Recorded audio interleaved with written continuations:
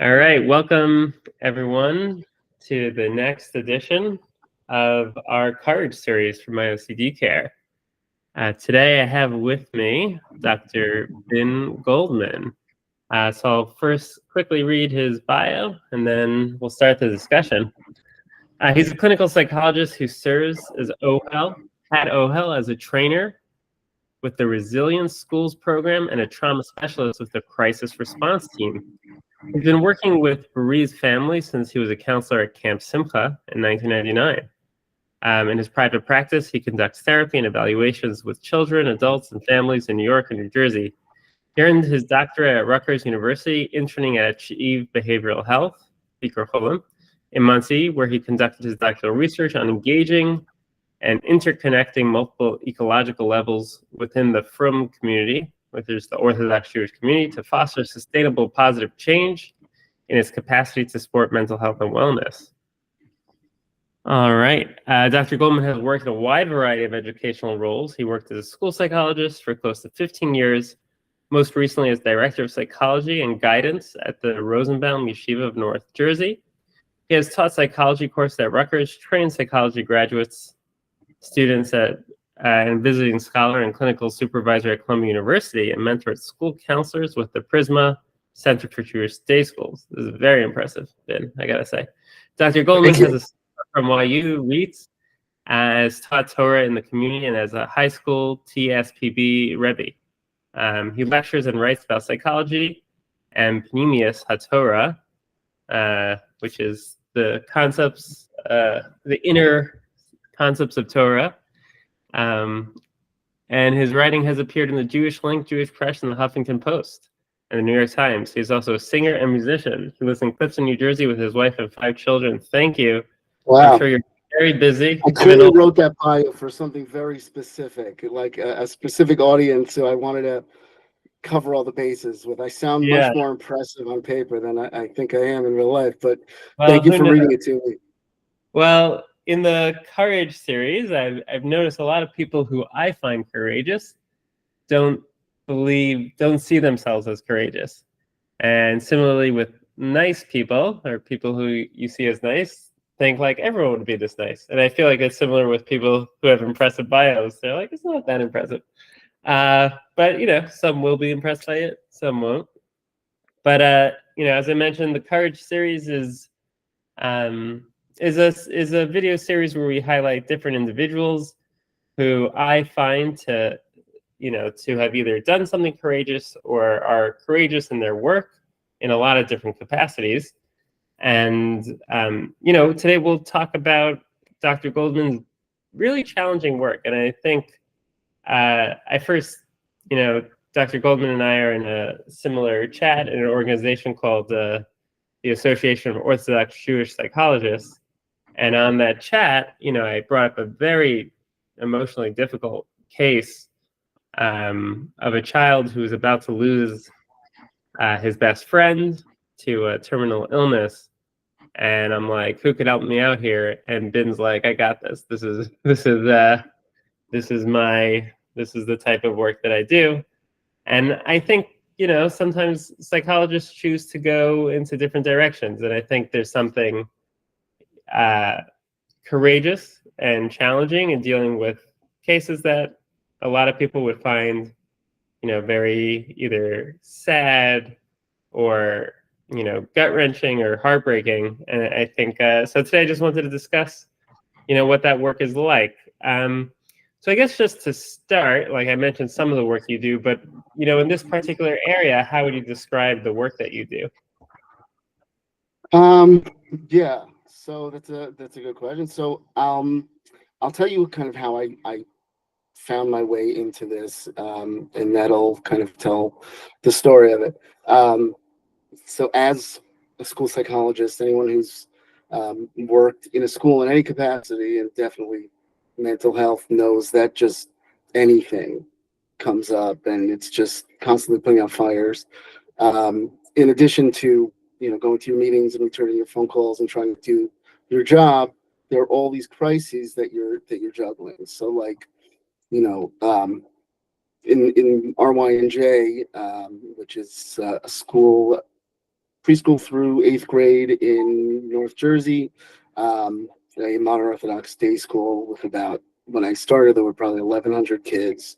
One of the first days I found myself um, in the boys' bathroom with a boy handing his pants to me under the stall for me to try to sew.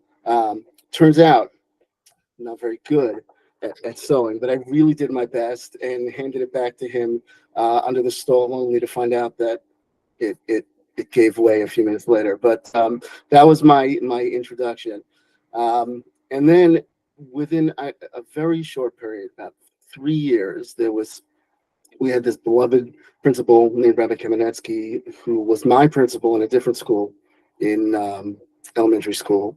And he was dealing with Parkinson's, and he lost his balance at the top of the steps and fell down the stairs. And all of a sudden, we were thrust into this crisis where he died suddenly.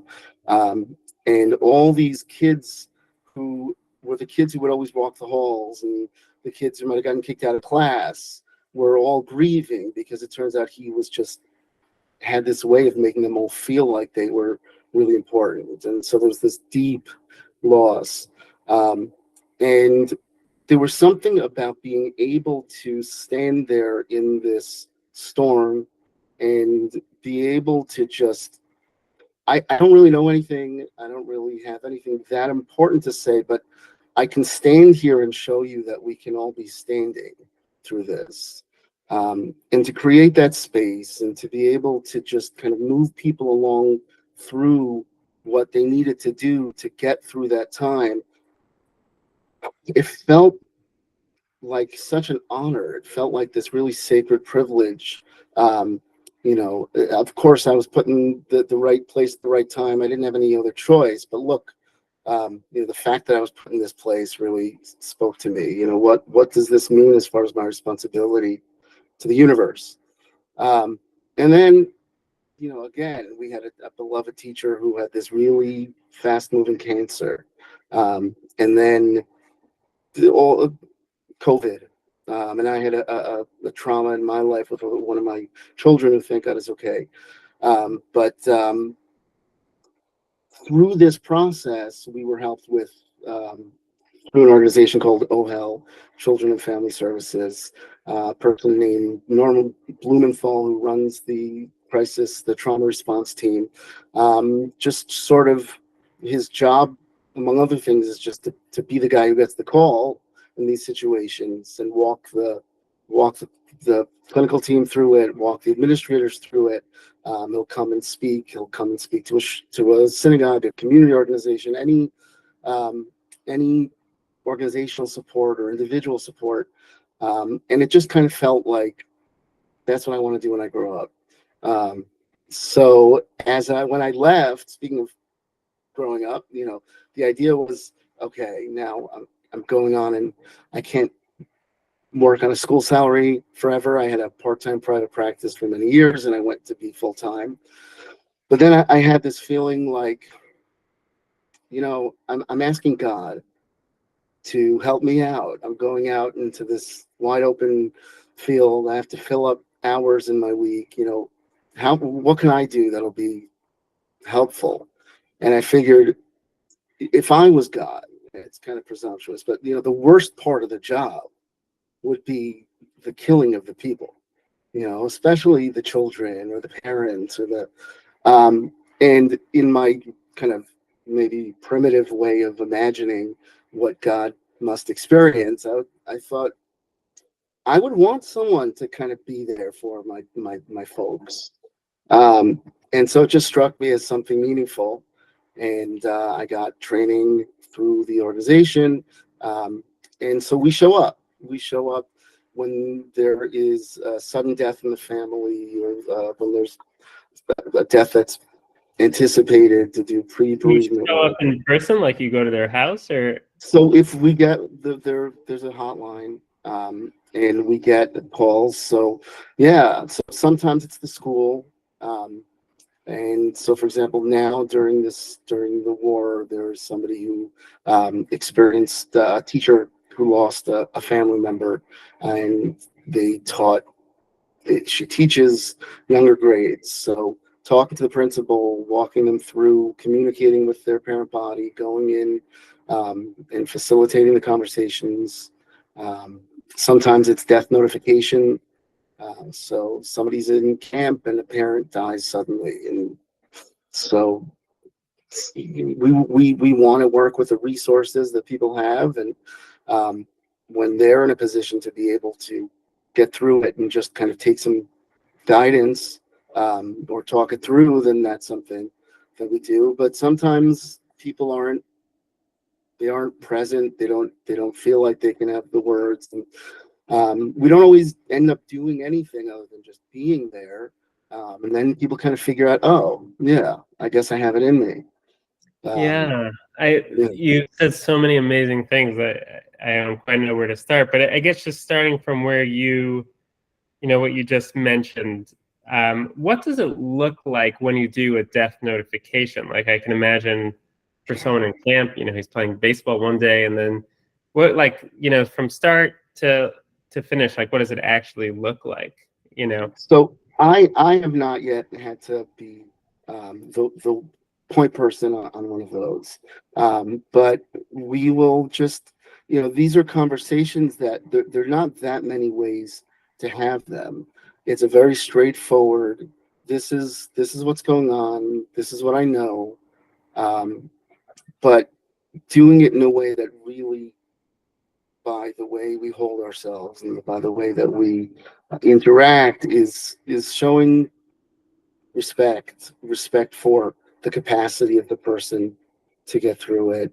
That I will be giving you the space. You are the person who understands most how to get through this. You might not have access to that in this moment, but you will be okay. This might be the most awful thing that you've ever experienced, but and the grief doesn't go away, but somehow you'll turn into the person who's able to keep living, um, and keeping it straight and to the point.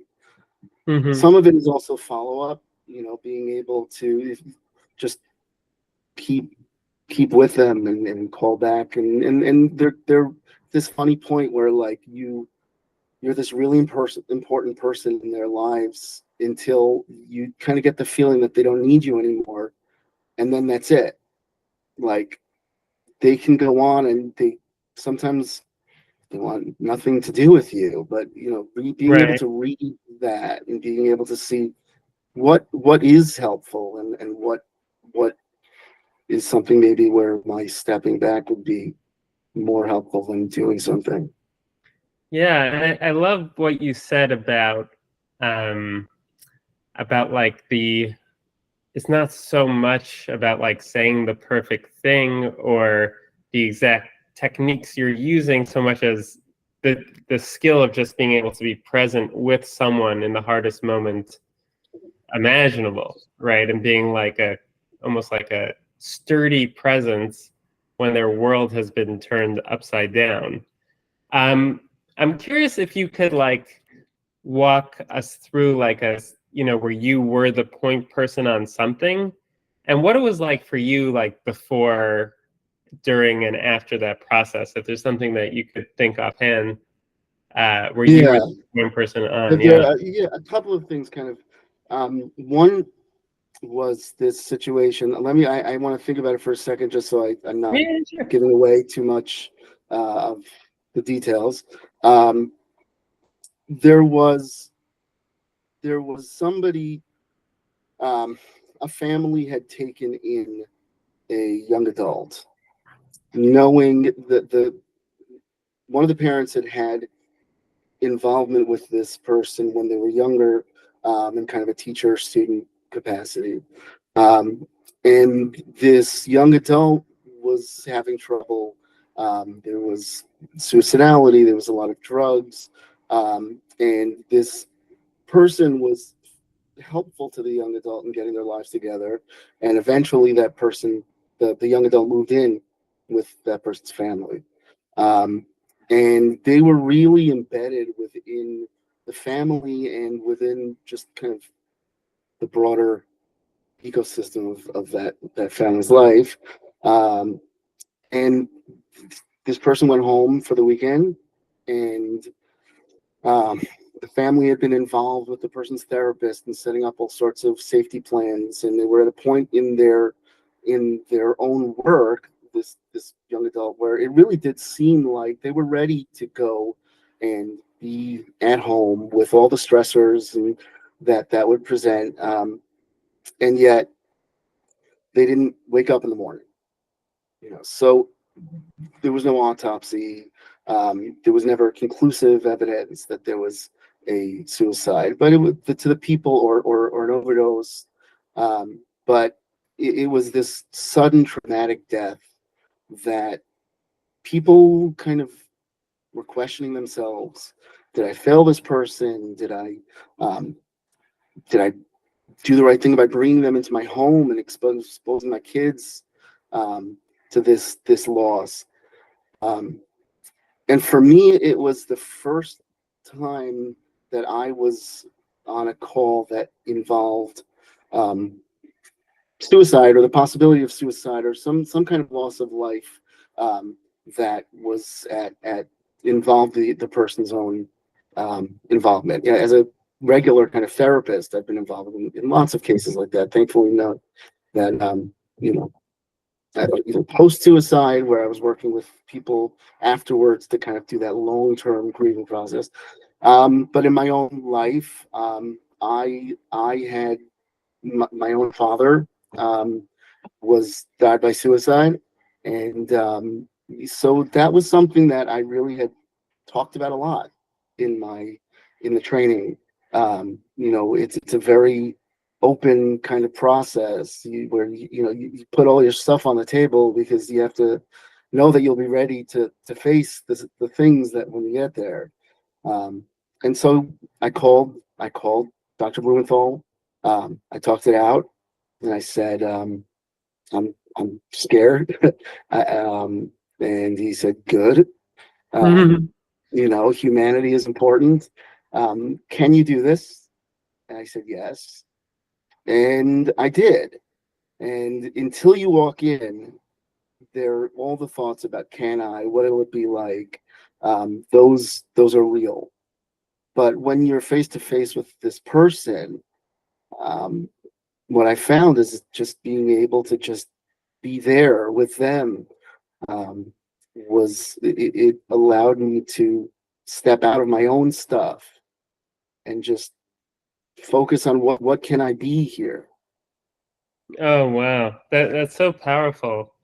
And I like how you kind of see this as your mission, and the extremely painful thing that your father's suicide, and bringing that up, and almost like having that inform almost like your life mission, right? Like almost like what's your responsibility to the world is a very powerful concept. And I find that people who are courageous, they're kind of attuned to like a personal mission, right? And I love that yours was even like informed by empathy for God, right? How hard it must be, for him to, you know, conduct the world in this way, and the pain that it causes.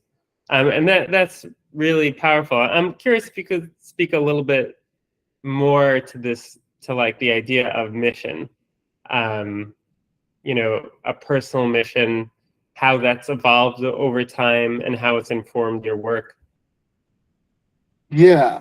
So it's interesting because I didn't think about this as my mission until I was really thrust into it. Helping. My parents were both. My father was a social worker in a public school, and my mother is a psychologist. And I really did get this sense of like what they're doing matters, and it was kind of like this jealousy. When I was growing, like I hope when I grow up, I'm going to do one of the things that matters, and not just the things where you move a paper from one place to another. Um, I'm sure there's more to it than that. I'm just not good at these things. Sure. And so, I mean, I brag to my own kids when I come home. Do you know what I got to do today? Like, oh my God, this kid who never sat down at a table with other kids before, all of a sudden has a friend. Like, or this mother who's just couldn't get past that her son looks a certain way when he goes out and makes his life crazy because she gets involved in ways that she shouldn't, was able to just keep her mouth shut and feel so good about herself. But when I recognize like people aren't doing that, like it's a kind of thing that this kind of work, there people aren't drawn toward it, and somehow I'm able to manage and to draw strength from it. It just kind of felt like I didn't really have a choice. Yeah, and I think when I'm very existential in my approach, increasingly so. And I think when people are trying to understand like what's their mission, I think it's very much like what are the things that you are uniquely, you know, exceptional at. Like what is something that makes you different, because that's going to really inform what your mission is. And it sounds like this is what you had the iron stomach, as it's called, to be able to deal with the emotions that could come up. And at the same time, sometimes people discuss like, this idea of compassion fatigue or second or vicarious trauma. Yeah. Curious, like in terms of like, you hear something so gut wrenching. What impact does it have on you, and how do you potentially, control that impact? Yeah, it's a very real factor. Um, it's interesting because certain things I really have a I do I have to be mindful of that. So, for example, if I'm treating a child who has or is experiencing some kind of abuse, I can't carry more than one of those at the same time, because it really, I feel like a child now going through something, there's this sort of injustice to it. There's this, um, I'm more sensitive to that, I think. Um, One of the things I've learned only in the past few years of doing this, there's something about grief that it kind of makes sense. Like, loss happens, and when people fight feelings all the time, negative feelings, like why should I be feeling this? And then a lot of the times it's because they're not very rational. I don't want to be doing things that's going to make me feel more distressed about this situation than I have to. It is what it is. I missed the bus, so now I'm going to just obsess over it so that I'm miserable. That's not actually what is. What is that I missed the bus. So like I don't need that terrible distress. But there's something about it's straightforward. You lost a child. That's all. I mean, yeah, it's just absolute. It's pain. It's simple. It makes sense to be feeling that way. And somehow it felt like I could open myself to that more. Mm, So there we do a lot of debriefing, uh, but I don't know why. There's something about grief that feels like um, I can handle it. It's not that I don't get affected by it. We had this bereavement weekend over the summer for families who lost a child over the age of 18. And it was just so powerful. During the meal Friday night, one of our team members put up a bulletin board, like a display of all the pictures of all the children, and they came out and they shared, and it was extremely moving, and I just found myself crying the whole weekend, but in a way that just it's all right. Like if I'm going to be a guitar, then I have to let the vibrations resonate with me, and then I can sing, but I'm not. It's the strings that are singing. So I gave mm, myself up to that, and yeah, you need to decompress, and you need to introduce positives in your life and kind of um, deal with it. But it's not, for me at least, the same thing as the other kind of traumas that I've dealt with. Hmm. Yeah, I think that's a really great point. I guess there's like not an introduction of evil to it, right? It's kind of like this kind of sheer pain that you're able to sit with and absorb and help shepherd someone through it. And I could see how it's different than something else. And I guess everyone, who's thinking about um, how they want to spend their, therapy career, or I guess career in general, right? Like I guess they have to be attuned to how various things impact them, even within a similar category, right? Within trauma or something like that. So it sounds like you are attuned to that. I hear a lot of, in the way you speak about your work and your life, like that religion is a big influence on you and the way you think and experience life. Wonder if you could speak a little bit to that, like the way Judaism informs your life philosophy and your work. Um, I would love to hear more about that. Yeah. So, talking about mission, that's been a mission of mine. My Judaism is a very personal. I don't even know if Judaism is the way to describe it. Like Judaism is the context, but the spiritual um, connection and work. My father is somebody who found his way to religion after not having been raised religious. He meditated a lot. He taught Jewish meditation. He was very influenced by Eastern philosophy.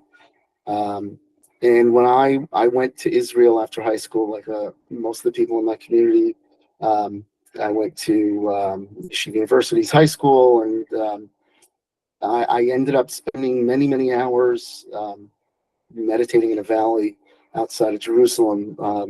And I had my spot, which is now the highway, but um, it's always been kind of the knowledge or the service of it was part of figuring out this bigger picture of the universe. Um, I had some psychedelic experiences in high school that really felt like, when I came to the spirituality, that it was supplementing this knowledge that I had already found in the universe.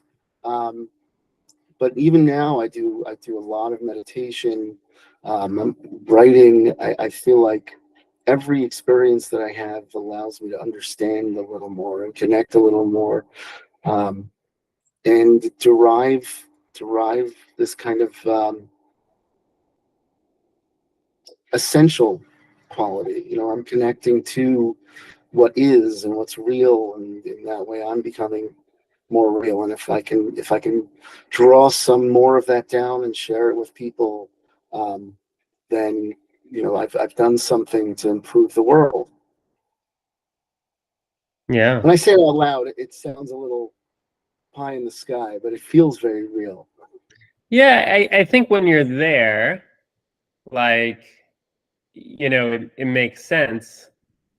As someone who, I feel very spiritual myself, I totally hear what you're saying. And it could sound lofty, if you're not, if it's as an outsider, right? And I think there's a lot of barriers to spirituality because of that, right? I feel like because it could seem fluffy or it could seem, but I think like once you get into it, it could be extremely transformative and powerful.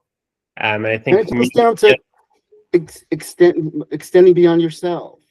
Someone yeah, can talk to kids is deeply spiritual, because you have to kind of shut down a certain amount of pride, and be able to connect to somebody who's in a universe that you're not in.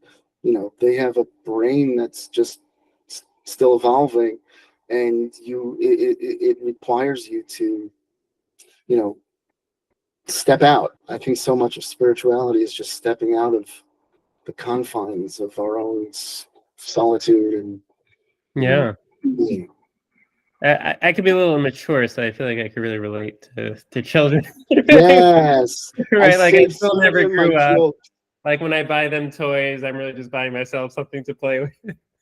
I'm sure you can I got relate. an electronic drum set for one of my kids, Right. and I mean, thank God, and right before the war, this work has really, really like ramped up in the last few months, month and a half.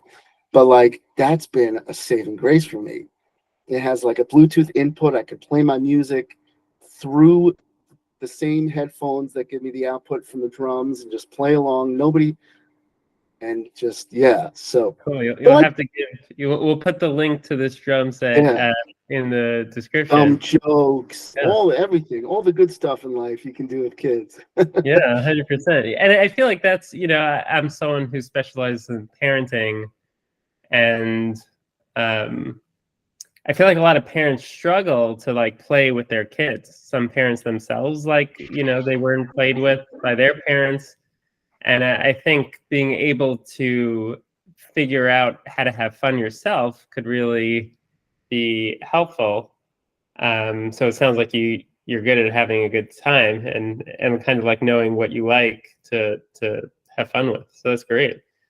Yeah, and yet, I mean, I can have a lot of empathy for the people I work with this way. I know the value of play. I play with other people's kids all the time, and I have my youngest is 6. She loves to play, and still somehow, when she comes and says, "Can you play with me?"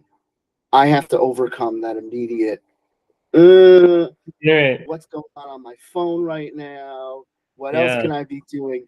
So yeah, it's not easy, but at least Mhm. I know that I can. For some people, it feels so distant. Yeah. I'm curious, like, just speaking about kids and challenges, like what do you think are big challenges facing kids today? Um, yeah, very vague question, but I'm curious, like, in terms of what you're seeing, in terms of your uh, life philosophy, like what do you think they're really struggling with, and what do you think are some of the causes? So it's hard to know because the kids that I see are, it's a self selecting group, or it's an artificial selection. And even in schools, I spent most of my time, even in the classroom, like looking at the kids who are on my radar. Um, I do see a lot of kids who just are so afraid to feel. It's feels so huge, and they're so just defended. So much of the way that they interact with the world, on so many levels, is about, if I even acknowledge that there are feelings, let alone that I'm not doing it in the most effective way, I'm going to fall apart.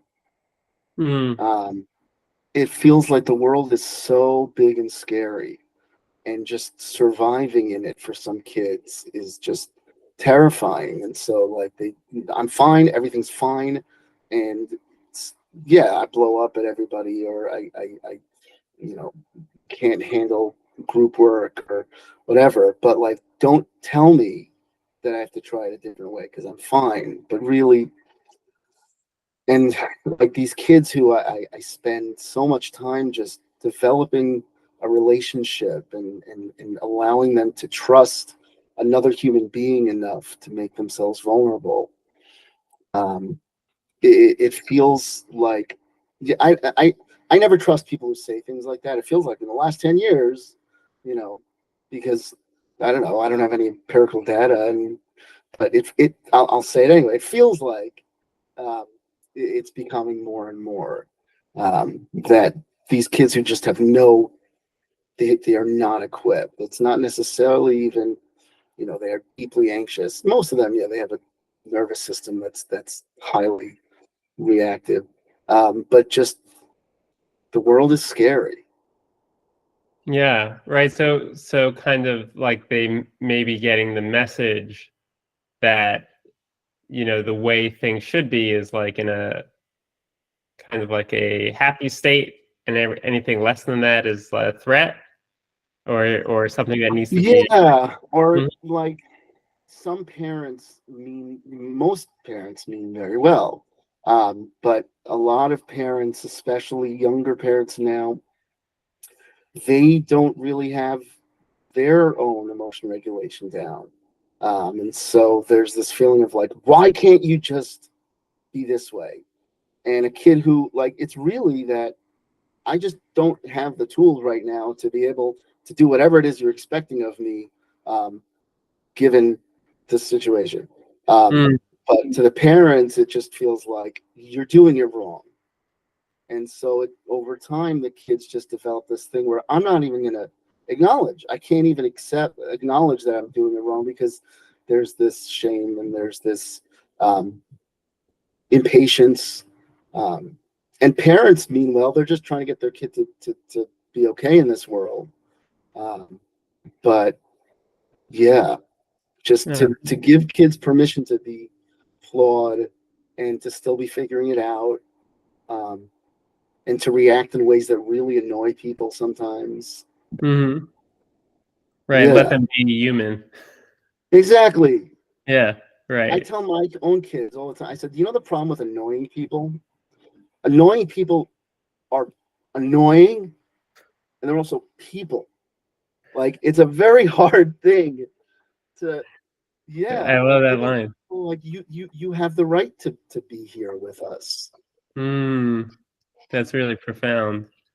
Um, getting back to the idea of courage, um, I'm curious if you see the work that you do requiring courage.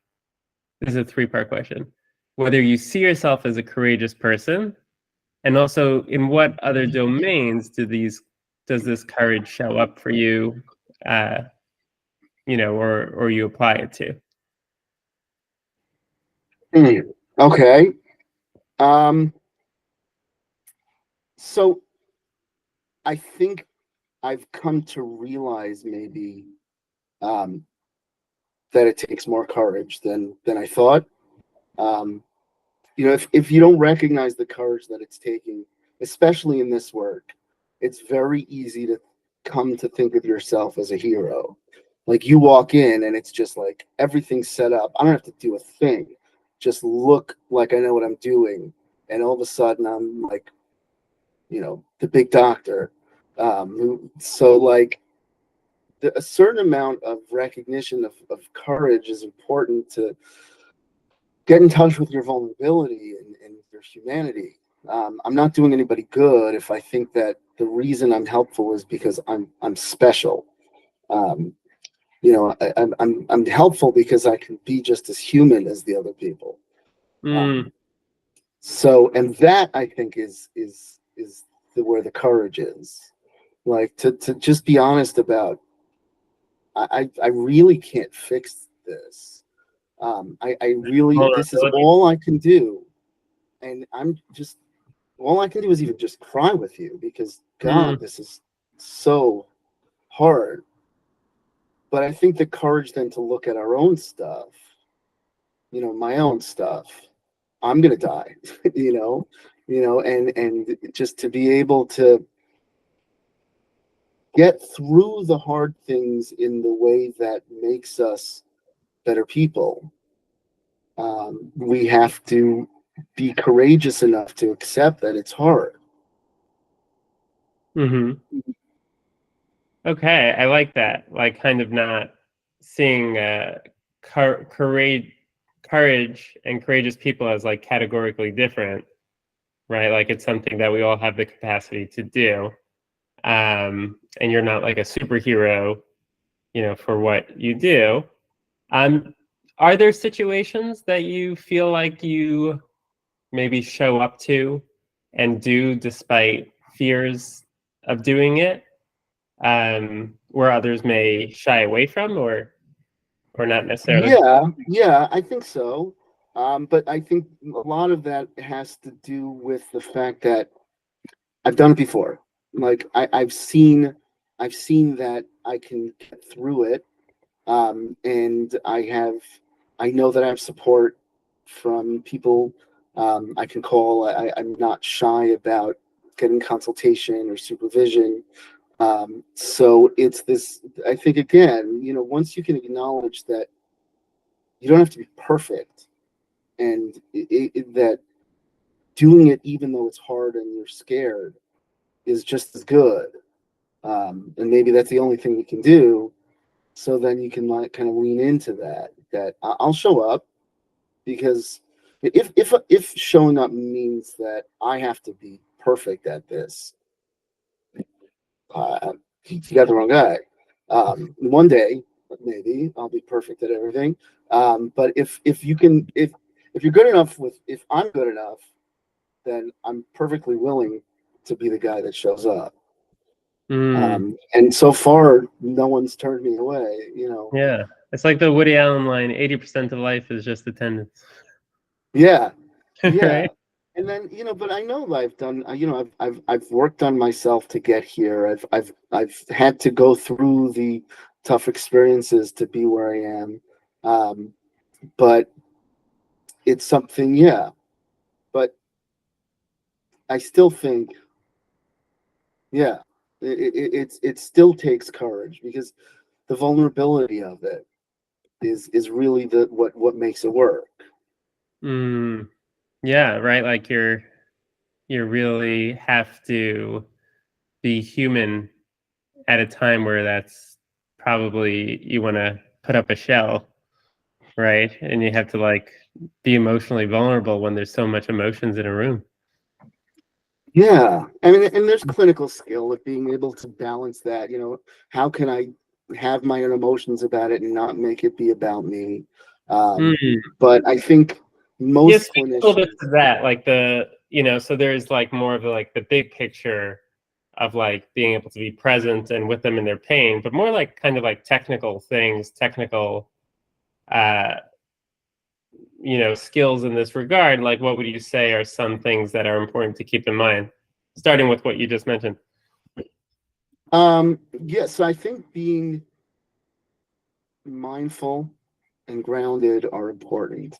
I can let the things move through me if I'm aware that they're moving through me.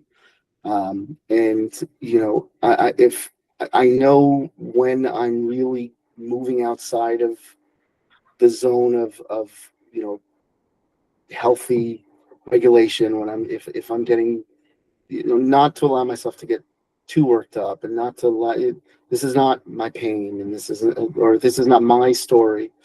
um and yeah, I think really, really listening and making sure that you're not making assumptions, and that even what to be true for most people clinically isn't necessarily going to be the thing, especially when it comes to grief. I can probably say, somebody with OCD, where they are not recognizing that this is irrational obsessionality. I'm probably right when I say it's not helping you to indulge in this, in this compulsion. It's just going to reinforce it. But for somebody in the throes of this, moment where this is what I need, being able to trust that they know that. Um, so once you know it, it's not that hard. I know that truth now, but to actually internalize it and hold back your own, sense of I know this, takes some time until it actually gets drummed in. Oh, wow. Well, this has been a really amazing opportunity to talk to you about this. If someone wanted to learn more about you, what you do, want to connect to you, what would be a good way for them to get in touch?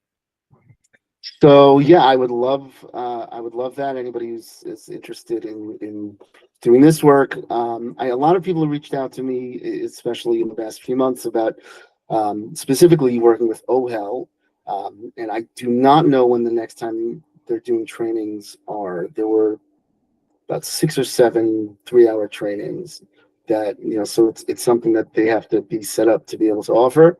But certainly, Do you get so certified? You can get that? Is there no. I I think mean, grief counseling? Is that what the trainings are? uh, I think it's crisis trauma response. Okay. Some kind of some psychological first aid. Some, Mhm. depending on the situation, we'll do more. We'll do some, just giving them coping skills. But anybody who is going through their own stuff, or wants to talk about how to introduce yourself to the world of Jewish meditation or Jewish spirituality, what that could mean for you. My email address is bingoldman@gmail.com. That's BIN. My website is bingoldman.com. And yeah, I'd love to connect. Well, thank you so much for talking to me, taking the time, and keep on doing really amazing work. It was Thank you really an so honor. much. All right. Yes, and thank you. I just, from being within a community with you, I see your community mindedness and the way that you kind of set a model for a lot of us in the community. So just, in front of the cameras, I wanted to give you a shout out for that and to tell you that I appreciate it. So thank you for having me on, and thank you for I'll all make of that into a separate clip and, and just paste it independently. All right. seriously. Okay, take care. Take care. Be well. Bye.